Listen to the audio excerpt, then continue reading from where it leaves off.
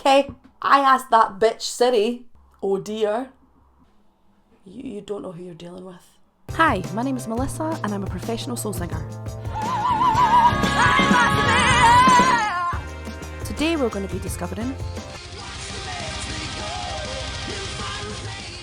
Hello there my dudes. How are things out your way? Are you well? Have you been getting enough water? Hopefully wherever you are today you're feeling healthy, moisturised and content in your own body and mind. That was a bit more holistic than I intended it to be. Namaste. And ooga booga to you too. Today on Soul Singer Discovers is Patron's Choice again. I have a tier called Epic Dudes where you can go forth and you can choose the songs that I react to. I do believe that the tier is full at the moment, but keep an eye out because it will become unfull at some point. Hello there, my name's Melissa from the future. I just popped in to give Melissa of the past a message. You're a dumb bitch. And you forgot to mention the fact that this is a Patron's Choice by the wonderful Chris. Chris, you're an angel from outer space. May your days be merry and white. That was neither a suggestion that you're a white supremacist or that you should do cocaine. Thank you for supporting the channel, Chris, and I hope you enjoy your request. And if you're mad at all, you just need to know, as future Melissa, I know that in a day's time, past Melissa stubs her toe on a door frame, and it hurts like f***. Hopefully that will bring you some solace. Thank you, my dude. It's time again for another Metalhead Musings.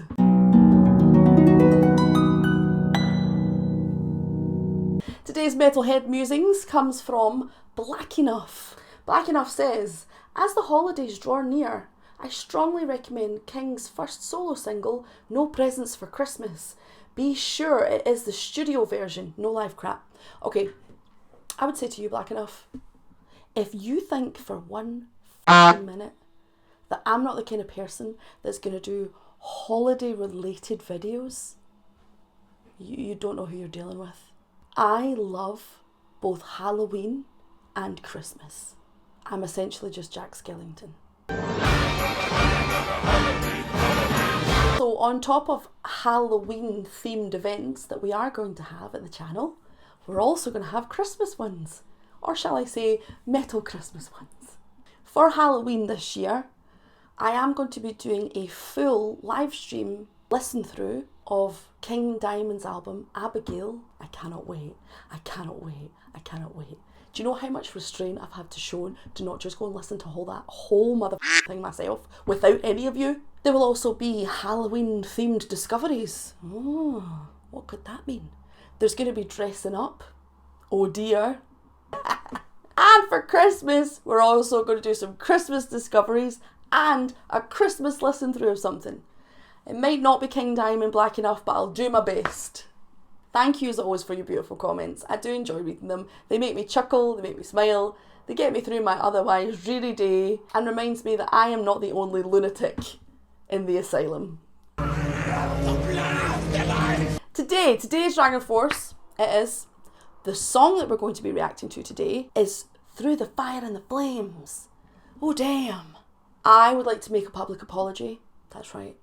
I did in fact get the lead singer of DragonForce's name wrong in my first one. I could have blamed Rosie the robot, except I did explicitly say that I didn't ask Rosie for the name. I asked that bitch Siri. Siri told me. Siri told me it was Zip Thert. It wasn't Zip Thert. It was Mark. I'm doubting myself now. Yeah, it was Mark. It was Mark. Jesus Christ. Apologies. I'm not doing it to be spiteful. I'm not doing it out of disrespect. I just don't listen to metal music. Funnily enough, it's new to me because only a psychopath would start a channel where they make discoveries on music they've heard a million times. Okay, so let's do it. I don't know if it's Zip Thert or if it's Mark for this particular song, and I'm not going to find out. I'm sure I'll know. I'm sure it's Mark actually. I really enjoyed Mark's vocals from the last one. He had a very wide vibrato. It was a very passionate performance they gave. This is the studio version, I believe. It's the official video instead of the live, because we did live last time. Let's do studio this time. So let's see what this is all about. Boop.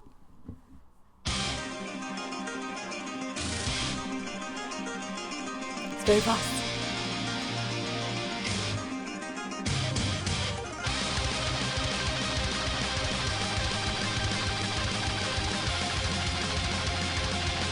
That's so fast.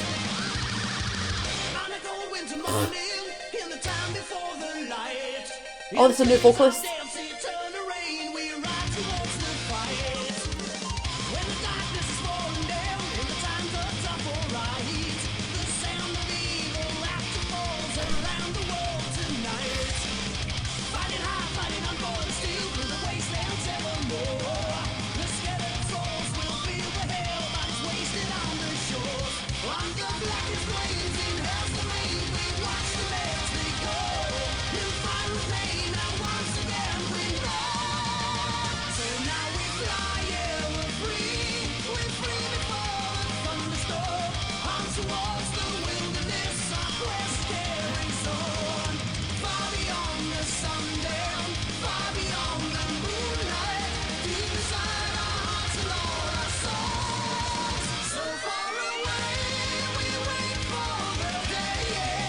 Nice change.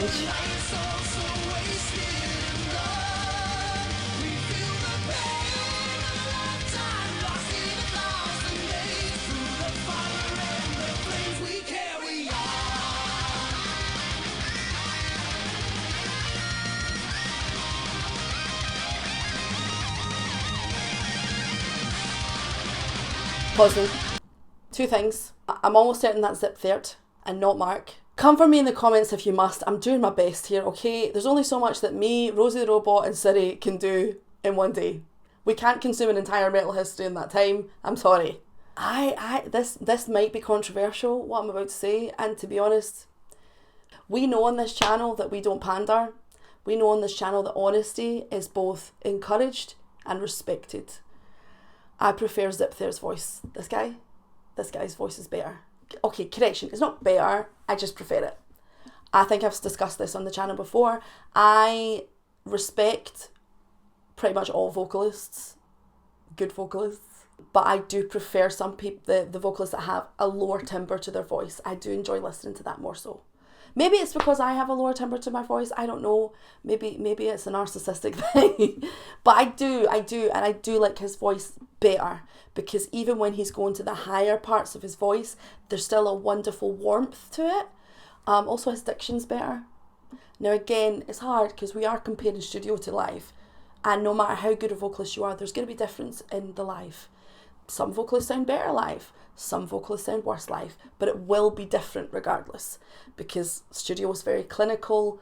You're not in the moment really a lot of the time. You're probably not as hyped up because there's not an audience, stuff like that. I really like his voice. I think it's rich. I think there's an element on a lot of songs, or sorry, a lot of bands like this that's quite theatrical. You could tell me he was a musical theatre student at some point, and I would believe you. I'd be like, fair, that feels right. I do love with Herman, I love Herman's performance. I also love the keyboardist is the most metal keyboardist I've ever seen. The soloing of the guitar and having the solos harmonised. I saw Judas Priest do that and I thought it was super cool. I saw them do it in the last video as well, but this is so fast. So fast. To harmonise a solo that's that fast. Whoo! Someone also pointed out to me in the comment section of the last DragonForce video that not necessarily this song, but DragonForce was near the end of Guitar Hero as one of the more difficult songs. That makes sense. That makes sense. Let's keep going.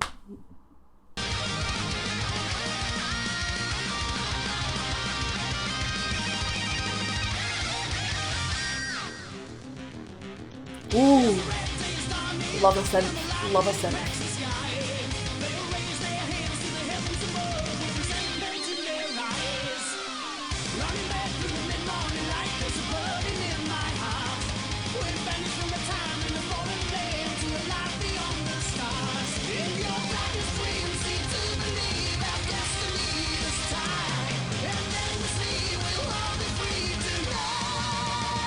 Beautiful.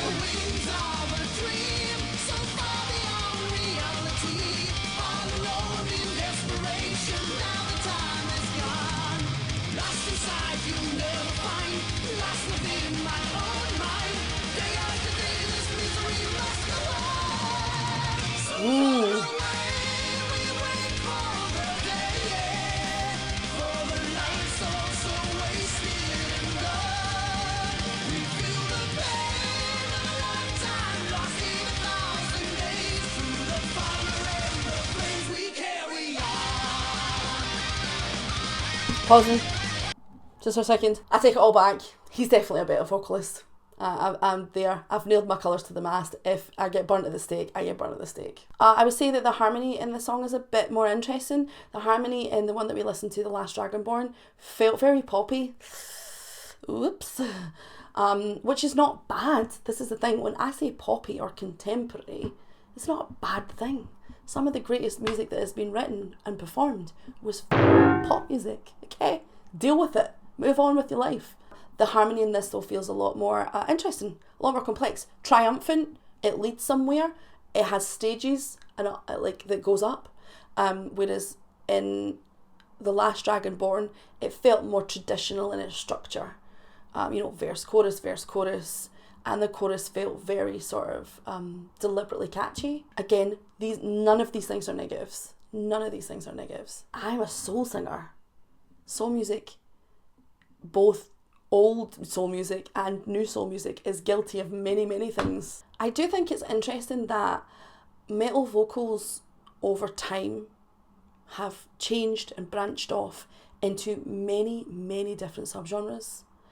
And of course, the granddaddies of metal, people like Black Sabbath, Dio, Judas Priest, people like that, bands like that, all the vocalists in there were vocalists who were fairly melodic.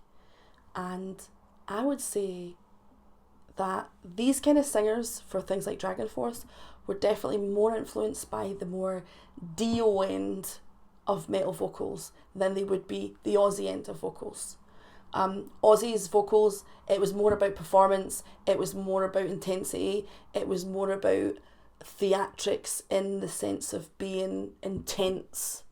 Whereas Dio is a lot more about wide vibrato, distortion, singing very, very high for a male vocalist. So it's really interesting because a few weeks ago I did Cannibal Corpse, and Cannibal Corpse couldn't be any further away from this, but it still lives under the umbrella of metal. Fascinating. Let's keep going.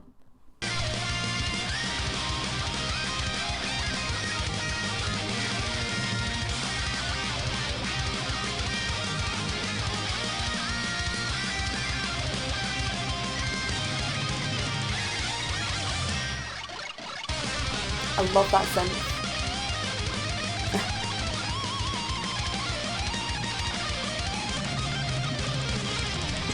Just taking a break.